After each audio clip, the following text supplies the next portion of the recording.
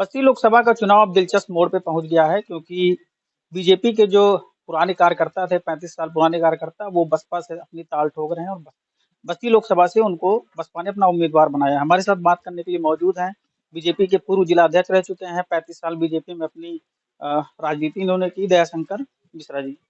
क्या कसक ऐसी रह गई कि अब बीजेपी में आप 35 साल रहे और अब आपको बसपा में आना पड़ रहा है? क्या क्या कमी रही बीजेपी में? देखिए भाई साहब, बीजेपी में कमी नहीं थी। मैं भारतीय जनता पार्टी का कार्यकर्ता था और कोई किसी भी राजनीतिक दल का कार्यकर्ता, उसको भी तो राजनीति की महत्वाकांक्षा होती है और मैं भी उस महत्वाकांक्षा में था। मैं 2007 में टिकट मांगा, 2012 में मांगा, 2017 में मांगा, 2022 में मांगा।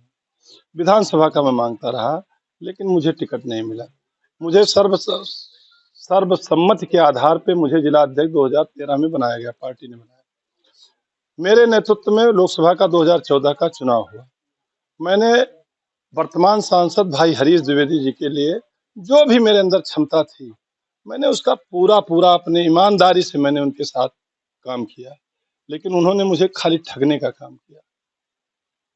मैं उनके इस आचार विचार व्यवहार से इतना आहत हो गया कि मुझे भारतीय जनता पार्टी में लगा कि मैं प्राण दे दूं तब भी मेरे ऊपर विश्वास नहीं होगा। मैं बहुत मजबूरी में भारतीय जनता पार्टी को छोड़ा हूँ। मैं कोई शौक से नहीं छोड़ा हूँ। अब भावुक हो रहे हैं? नहीं, अब मैं भावुक नहीं हो रहा हूँ। भावना तो सबके दिल में रहती है ना।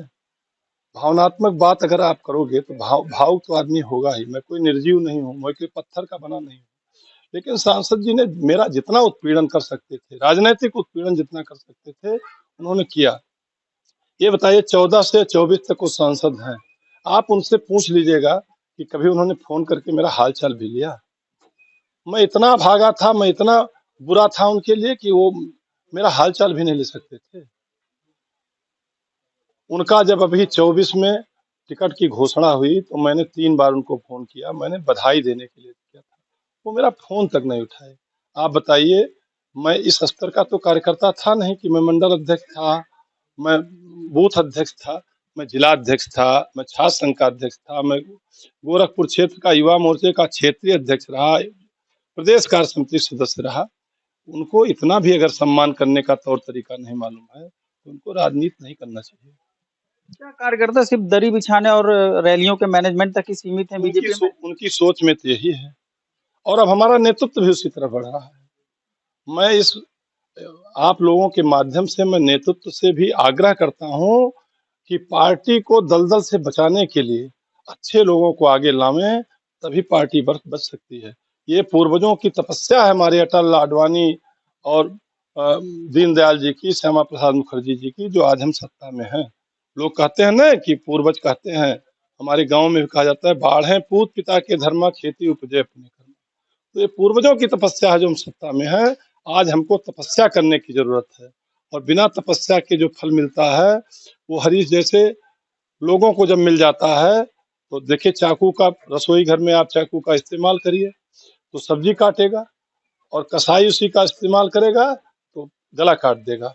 तो कसाई के हाथ में राजनीति की धार को मत दीजिए। इतना ही मैं नेतृत्व से भी निवेदन करना चाहता हूँ। क्या बस्ती में हरीश बड़े हैं या पार्टी बड़ी है? इस समय तो हरीश ही बड़े हैं बस्ती में। वो जिसको चाहेंगे उसको जिला अध्यक्ष बनाएंगे, जिसको चाहेंगे उसको मोर्चा प्रकोष्ठ तक में उनकी दखल है। वो जिसको चाहेंगे मंडल अध्यक्ष रहेगा, जिसको नहीं चाहेंगे उसको बुलाया ही नहीं जाएगा। हम लोग तो आखिर में फोरम में है ना, हम पूर्व जिला अध्यक्ष के नाते हम लोगों को पार्टी को हर कार्यक्रम में बुलाना चाहिए। आज तो कुछ सूचने नहीं देने वाला है भैया। मामूली पीड़ा नहीं है, हम लोग पीड़ित होकर के भारतीय जनता पार्टी को छोड़े, अपार पीड़ा है। क्या लगता है जो बस्ती में जो समीकरण बन रहा है, आप अपने आप को कहाँ देखते हैं? देखिए, हम तो जीत की ओर अग्रसर हो चुके हैं और जिस दिन से मेरे नाम की चर्चा शुरू हुई है उसी दिन से दोनों दल के प्रत्याशी घबराए से लगे हैं। तो इसलिए आप ये मान के चलिए कि जो भी लड़ेगा वो हमसे लड़ेगा। अब दोनों लोगों को तय करना है कि 2 नंबर 3 नंबर की लड़ाई लड़ना है। सपा और भाजपा 2 नंबर पे कौन रहेगा, 3 नंबर पे कौन रहेगा, ये दोनों लोग तय करें। मैं 1 नंबर पे हूँ और आप लोगों के आशीर्वाद से, जनता के सहयोग से, राजनीतिक कार्यकर्ताओं के, सर्वदलीय राजनीतिक कार्यकर्ताओं के सहयोग से मैं लोकसभा में पहुंचूंगा, इतना मुझे विश्वास है। 2 चुनाव देखा जाए तो हरीश द्विवेदी को आपने अपने मेहनत से उनको जिताया और अब आप उन्हीं के सामने कैंडिडेट के तौर पे खड़े हो रहे हैं। क्या समानता आप देखते हैं? देखिए, महाभारत का सूत्र है, अन्याय सहकर चुप रहना या महादुष्कर्म है, न्यायार्थ अपने भी बंधु को भी दंड देना धर्म है। उन्होंने जो राजनैतिक षड्यंत्र और जो राजनैतिक कुकर्म किया है, मुझे उसके लिए खड़ा होना चाहिए था और हर कार्यकर्ता को खड़ा होना चाहिए। जब तक खड़ा नहीं होगा, तब तक ऐसे कुकर्म होता रहेगा और मैं उस कुकर्म को समाप्त करने के लिए भारतीय जनता पार्टी से अलग-बिलग होकर के बसपा में आया हूँ। मैं जब लोकसभा का सदस्य बन करके चला जाऊंगा, उसी समय से बस्ती की राजनीति दूसरी दिशा में चली जाएगी। तो बीजेपी में भी अभी आप जैसे और भी पीड़ित लोग हैं क्या? उनको बहुत आप बड़ी क्या संख्या है। वो सब हमारे साथ है, उनका आशीर्वाद इसने मेरे साथ है। आप कह रहे हैं कि बीजेपी का समर्थन भी आपको मिलेगा अंदर से? कार्यकर्ताओं का समर्थन मेरे साथ है। मैंने बीजेपी समर्थन नहीं कहा, मैंने कार्यकर्ताओं और मैंने ये कहा कि राजनीतिक कार्यकर्ताओं का, वो सपा के राजनीतिक कार्यकर्ताओं का भी उनको आप समर्थन। अपने साथ बुला लीजिए। क्यों बुला लें? अभी तो हमारा प्रयोग चल रहा है ना। हम इतना बड़ा रिस्क कैसे ले सकते हैं, आप बताइए। मैं स्थापित हो जाऊंगा, उसके बाद सब लोग एक अच्छे व्यक्ति के साथ चलने में कोई किसी को गुरेज नहीं होगा। ये दयाशंकर मिश्रा जी थे जो बता रहे थे कि किस तरीके से बस्ती की लोकसभा चुनाव में दिलचस्प मुकाबला यहाँ पर होने जा रहा है और अपने आप को वो किस तरीके से यहाँ पर देखने को यहाँ